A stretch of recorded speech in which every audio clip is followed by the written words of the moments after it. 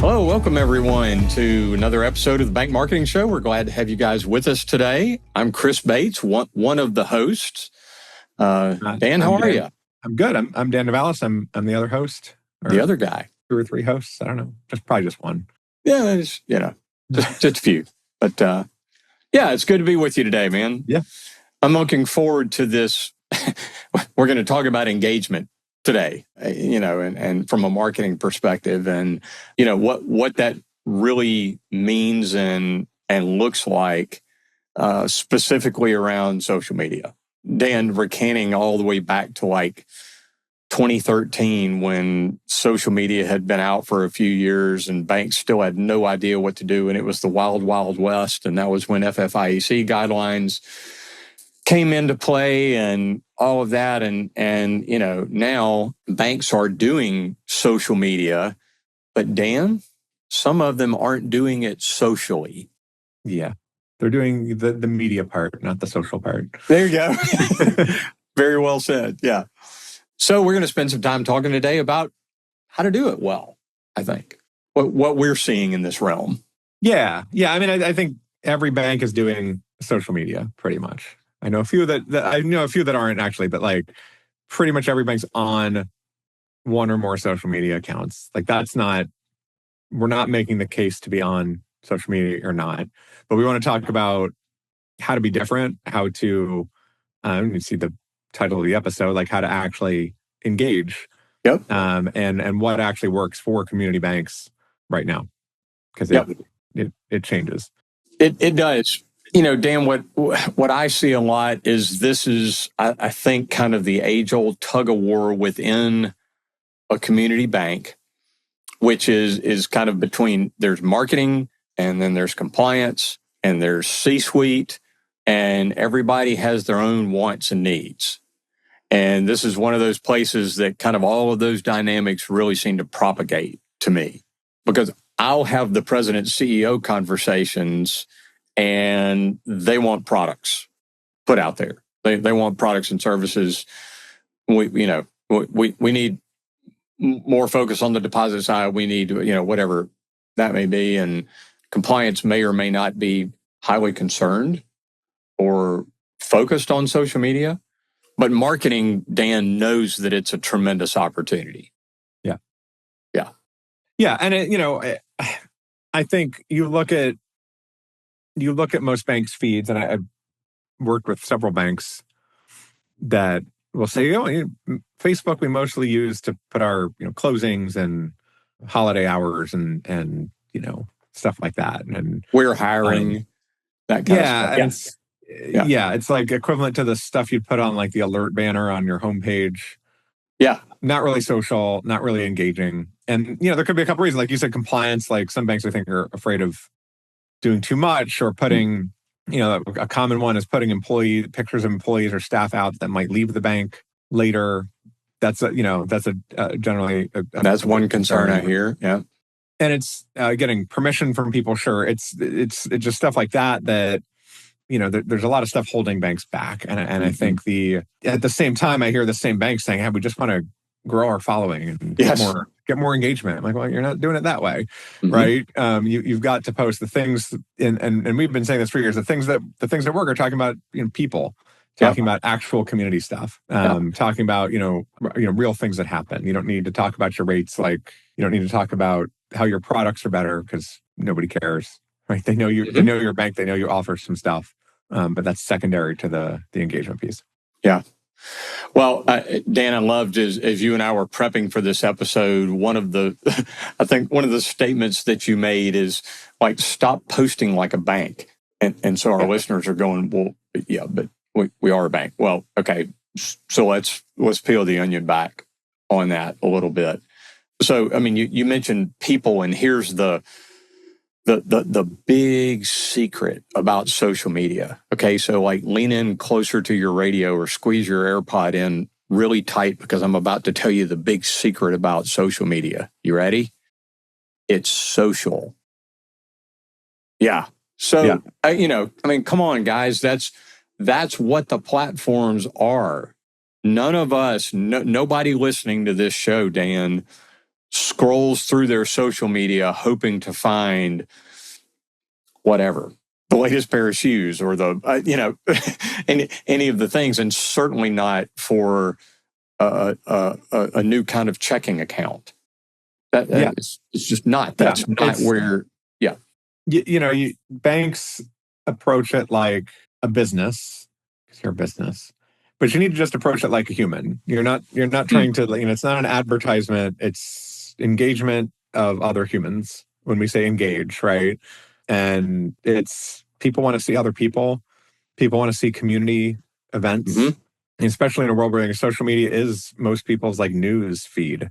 Yeah. So you can, as a bank, as a pillar of your community, you can share news, you can share events that are happening locally that the bank is involved with. Yep. And that's gonna draw people in. Yep. And they know if they want to know more about your products and services, they'll go to your website. Yeah. Yeah. They know, people know what banks do. Yeah. This is not trying to define some type of an entrepreneurial weird business. You really have to explain what it is that you do. Banks, we all sell money. We do loans, we do deposits, we do other things, and hopefully we have some areas of specialization for sure. But, Dana, you and I have been in and around this industry combined for I don't know how many years, a lot. More than a couple of dozen. And we live and breathe the fact that this is a people-focused industry. It is a relationship-focused industry and all of that. So if it's people-focused, then doing things like employee spotlights, and stories, ways to tell stories is, or stories of things that your people do or are involved with, is not that difficult, but you have to be attentive and you have to capture that. Yeah. Well, and the larger picture too. I want to touch on just like the social media algorithms, because they reward, part of it is it's a vicious circle of like the algorithms reward stuff that gets engagement. Yeah. And your typical bank posts do not get engagement and nobody sees them anyway. Yep. Right. And so you probably have a fraction of your customers that actually follow you, and something like 2 or 3% of them would ever see any of your posts. Mm-hmm. And your non-customers basically just don't ever see them if they're not engaging. Now, if your customers start engaging and you get a little virality to it, it'll start to go to non-customers, and that's the goal. Yep. But you've got to kind of understand how the algorithms work a bit. And you've probably seen a lot of headlines with, in the political arena of like, it's the super polarizing content that the algorithms promote. Yeah. And it's just totally the opposite of what banks want to post. And I'm not suggesting posting polarizing content. You don't want to do that. Correct. But just as an example of how those algorithms work and what they reward is that stuff. Is the stuff, and they reward polarizing content not because it's polarizing, but because it's engaging and because it gets people to click. There you go. Write comments. And so your job as a bank is what's the bank equivalent of the stuff that gets people to click and write comments. Mm-hmm. Mm-hmm. And, that's what you want to focus on. But it's, you also just can't sit down and say, I'm going to make a viral post. It doesn't work like that. You've got to like make a bunch of posts that are designed to, get engagement, and some of them will sort of be viral and some won't. Yeah. Well, Dan, through our episode today, I'm going to give some actual examples. Before this episode, I polled my team here at the agency, and we do social media for a lot of our bank clients, and I actually got some examples. So a great example of what you were just saying is here, one of our bankers holding babies who stop by while mom conducts business, that'll get astronomical engagement really quick. Now, was that set up? Was it staged? Was it difficult? Was it? No. But did somebody go, oh my gosh, that looks human? And I mean, it was obviously the banker, knew the mom that was coming in and happened to be walking through the lobby, and hey, you're going over the tower, and just held the baby, and somebody, and the mom didn't mind. And boom. I mean, everybody in the community is like, wow, how human is that? It's not about the bank. It had nothing to do with rates. It had, it's entirely compliant. It's all of those things, and it's extremely human. So I think, to your point, Dan, it's kind of just keeping an eye out for those things. Yeah. I remember Yeah. Peter Ort, our guest a few episodes ago, was talking about his bank courier employee that while he was out, and I think he fixed someone's gate at their house while he was there. You know why? Just because he was kind and he was, and all of that. And he wasn't looking to create social content, but even that story, and it just went boom. Yeah. Now, Yeah, was it associated with the bank? Was it associated with the brand of the bank? You're darn right it was.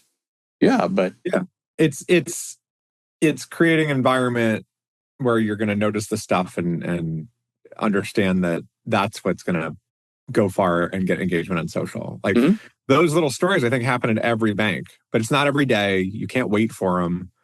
But, you need, as a social media person or kind of marketer at the bank, you need kind of your, I don't know how to say it, your tendrils out in different parts of the bank, so that those stories come to you.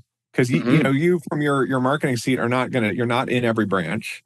You're not you're not out with, loan officers as they hit the streets. But, the people across the bank need to know that that's good for social. And when something like that happens, come tell you, take a picture, get it, and then turn it to you to get the story up. Yeah.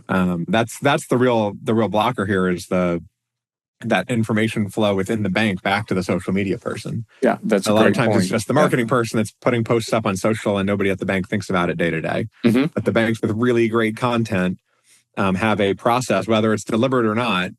There's a process by which that information, gets to the person that will post it. Yeah. And, one of our previous guests, Dan, also talked about social stars, is that, the marketer went so far as to, engage someone at every branch location and had folks. So, there are different ways to do that.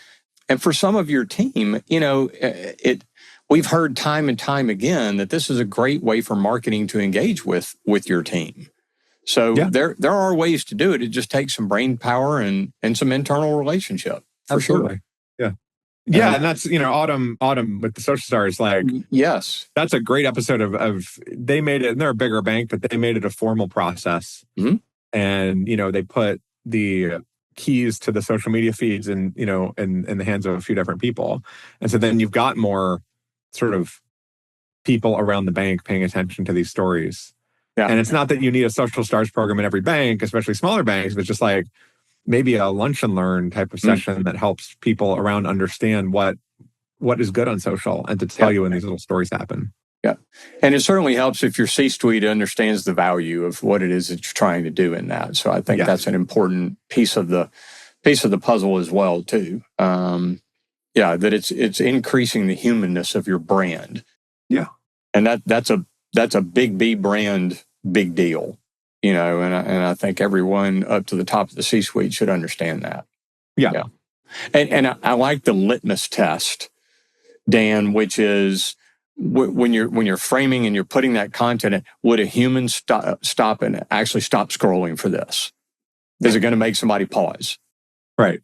Do you care about it? Yeah. Do you care? There you go. Right.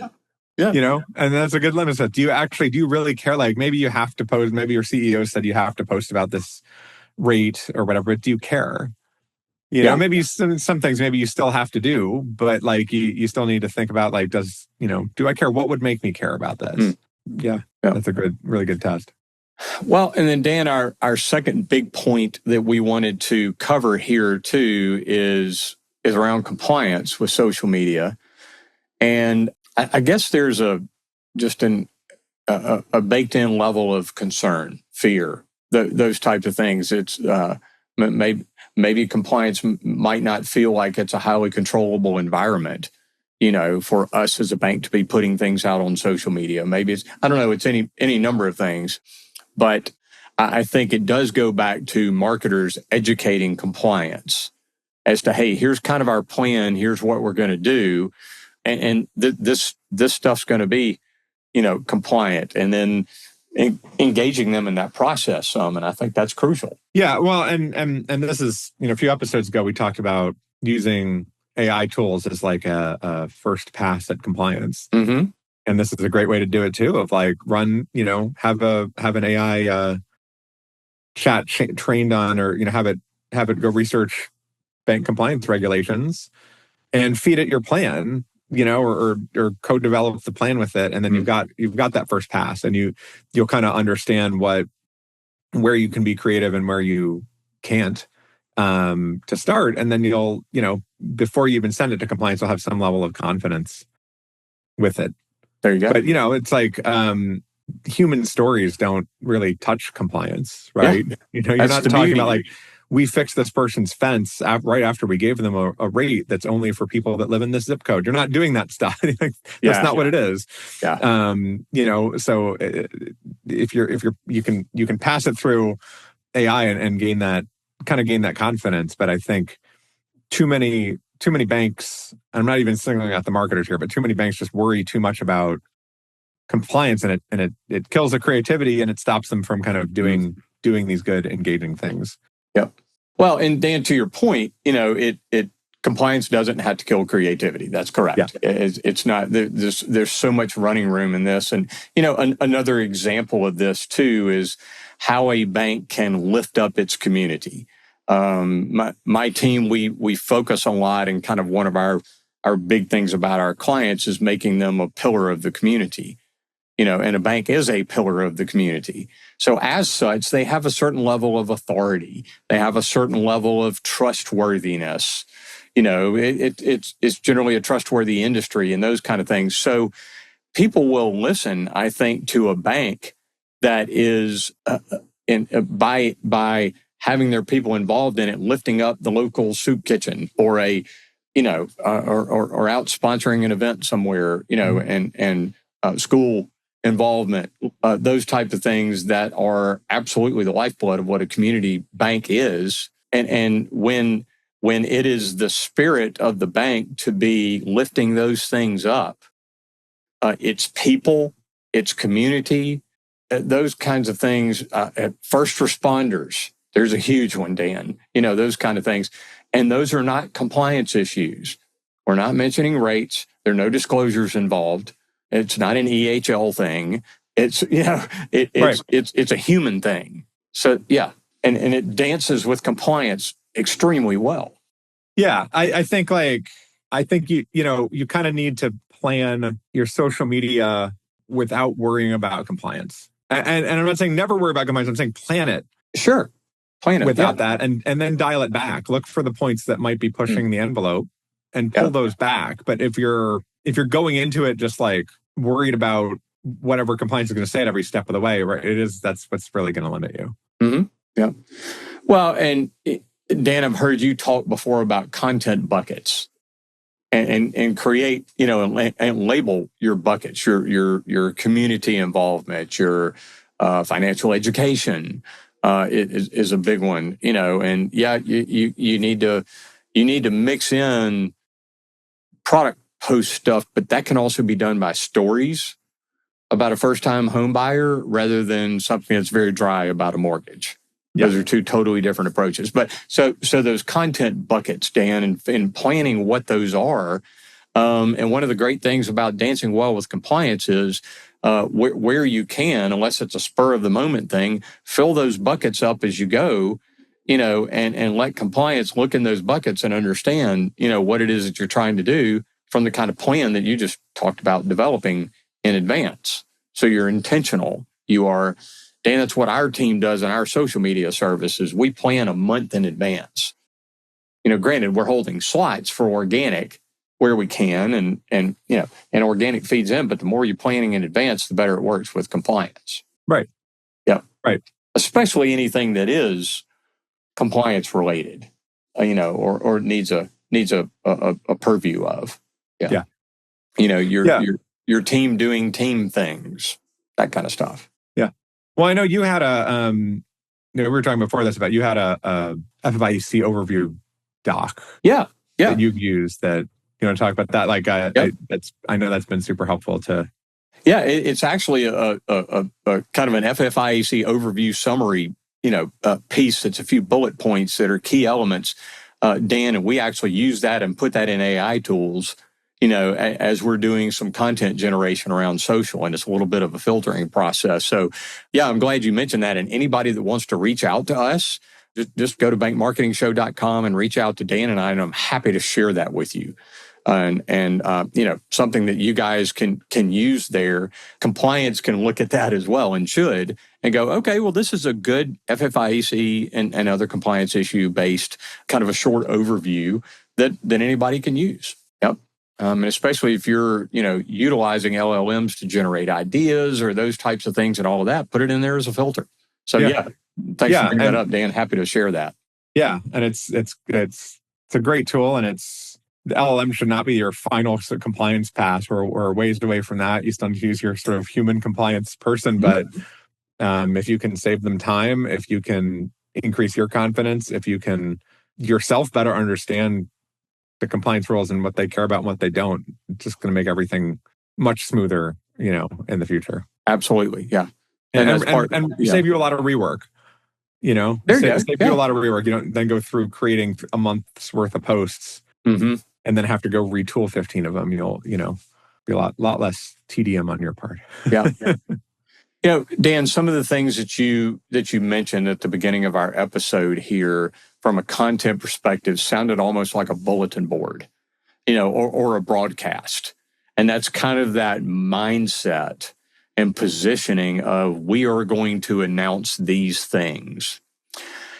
That is a very different positioning for social media than creating conversations, right? So granted, creating conversations takes a little more work, a little more monitoring, a little, maybe a few minutes every day to jump back into conversations and all of that. But I'll give you an example from one of our clients that last year in late summer, that they were having a 50-year anniversary for the bank.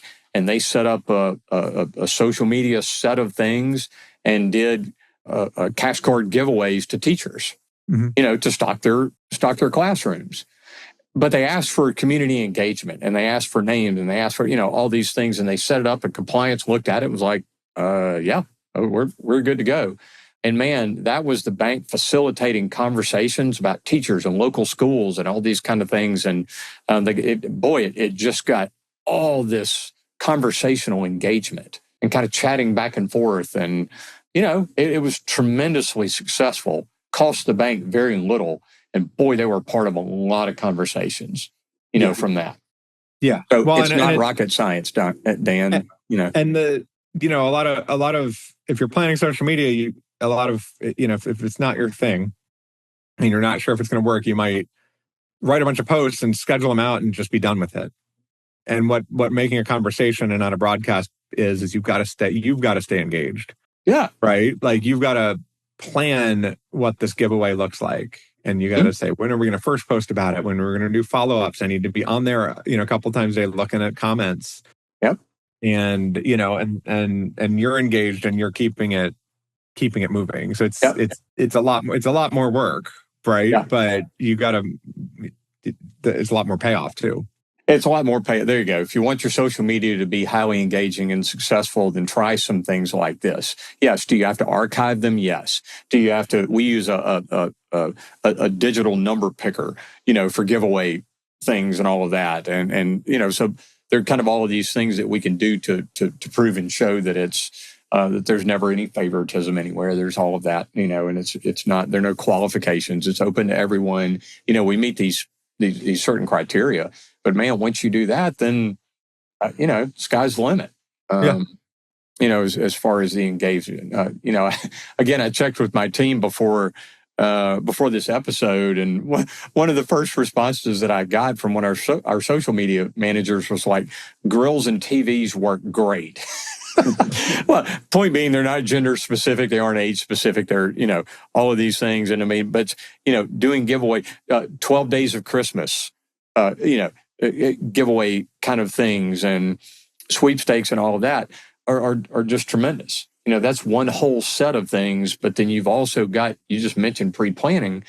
You can pre-plan things like big milestones for employees. Somebody's getting married, or somebody's, obviously work anniversaries that are significant, particularly for people in the bank that are community focused and well known, or lenders or C-suite folks that are out there, anyway. Yeah, and people remember that stuff. People remember like the grills, the giveaways like that. If you tie it to a local event or a time of year, people will remember it and start to expect it over time. Mm-hmm. Yep. Give away a grill around Memorial Day every year, or tied to the bank's anniversary, and tied to something you want people to remember about the bank, and people start expecting it in a good way, and can help make you more memorable. And giveaways are great too, to just bring in non customers. Open it up, and they're forwardable. They bring in a lot of people. So mixture of pre-plan. You can make your calendar all year of upcoming anniversaries and birthdays and stuff like that. Mm-hmm. But you can also pre-plan some of the giveaways. Mm-hmm. Every year we give away a Blackstone grill on Memorial Day. I don't know. Yeah. And you can start planning for it. Yep. Yeah. And another, I guess, kind of vein in this to think about is sometimes the banks that have the best engagement are not things that they are always originating, but another huge set of opportunities is where can the bank show up in other people's feeds or other businesses' feeds. So maybe that charitable organization that you're supporting does a shout out to you, or the school that you're involved with, or a board, a nonprofit board that somebody in the bank is involved with, and they're naming them, and they happen to be an employee of the bank. Those kind of things. So, in the old world of SEO, that's all backlinks. But I mean, how can you get that backlink kind of trend on social media? And it's looking for that opportunity, and sometimes it's the marketer reminding so-and-so, the senior VP that's on this charitable board, that, hey, what's an opportunity here that we could get some social posts that mentions us because you're involved. Yeah. Just got to stay on top of it. That's tremendous. Yeah. There's a whole other episode there of, leveraging other people's networks to expand the reach of the bank, but short version, if you're engaging others, tagging them, they're tagging you. Especially if your bank does a lot with one of the big charities in town, do a co-work social media engagement strategy and get your posts out to their audience and vice versa. Yeah, and there's a huge kind of play there. That's probably a good episode. Good future episode is. There you go. Yeah. Dan, if you're a bank president and you're listening to this episode and you're going, yeah, this really sounds great. This all sounds like, good ways to grow our social media, and our marketing team needs to do more of this, but it sounds heavy and time consuming and all of that kind of stuff. Let's lay this out again really simply, is how much of this can be pre-planned. Yeah. And when it's pre-planned, it becomes efficient. And it becomes, and again, it can become team engaging. So, people from all the different branches are sending this organic stuff back to the marketing person, kind of thing, and they're gathering it. And it doesn't mean they're spending all day on it. It means that they set aside whatever it is, half a day a week, and they're getting all of this organized and pre-planning it, all of that. So, and maybe the comment engagement and that kind of thing is a 15 minutes a day. Right. That you set aside every day, and you're going in and you're hearting and liking and commenting back and sharing, and and it's just not significantly difficult. And it doesn't have to be significantly time consuming to make a very significant impact on your social media. Now, here's my other side note, Dan. The same bank president is listening to this and having this thinking process is like, yeah, but we got to get these deposit account products out there. We need to, we need to talk about these things. Well, that's what paid social can do. That's not your main organic feed stuff that you're looking for high engagement. That's take $50 and put it behind this post, and target it around these 3 markets that you're trying to get it out in, or whatever, whatever that may be. And that's almost, again, like you said, that's a separate episode.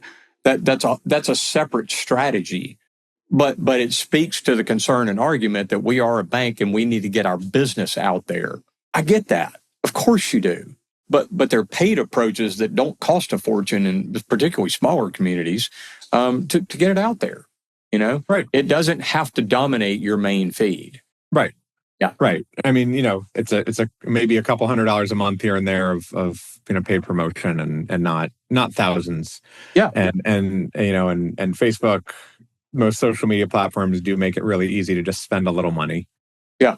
And you can get results off of a couple $100 of spend on social versus, Google ads that take a lot longer of a kind of commitment and spend level. So boosting, the boosting posts thing, short, very targeted ads to promote your posts can work for certain things. Mm-hmm. We were talking a little bit ago, Dan, about the buckets. And, I do think that another useful bucket here also for a bank is resourcefulness, and ICBA and ABA and lots of others, or folks that work in the industry like your agency and mine can provide lots of resources, around, fraud prevention and those types of things and all that. So in between your organic and your highly engaging stuff and all that, it's kind of like, well, what's the rest of my filler? Well, be informative. Be informative. Maybe that's announcing community events. Maybe it's those kind of things. And maybe it is fraud prevention tips or a cool, not just some dry generic content about it, but a story about how someone taught their kid to save money. Yeah. Those kind of things. So that's another important bucket. But all this that we've talked about is so opportune. You just have to really plan it and do it well. Yep. Well, again, Dan, to remind everybody, reach out to us if you want that kind of FFIEC and social media guideline synopsis, and I'll put my own disclosure with it that, yes, compliance has to review and approve this first. The utilization of this first, we're not the final word on it. Your compliance is. But we're happy to share that as a nice little tool. So reach out to us and grab that. Bankmarketingshow.com is an easy way to get us. And hey, while you're at it, be sure that you have subscribed to this show. Share the episode with other folks that you want to be part of this conversation as well, either in or out of your bank. And that's why we're here, Dan, is to be of resource. Yeah. Feel free to reach out. Love to kind of talk through some of this stuff, give you ideas for how to get your tendrils out across the bank and turn it into engaging campaigns. So there you go. Cool. Well, thanks a lot, Dan. Enjoyed the conversation with you today. Likewise. Thanks, everybody. All right. Thanks for joining us. To go deeper or get access to some of the valuable nuggets from today's show, go to bankmarketingshow.com. There you'll find episodes, links to resources, and much more. Be sure to subscribe wherever you find your podcasts. And join us next time.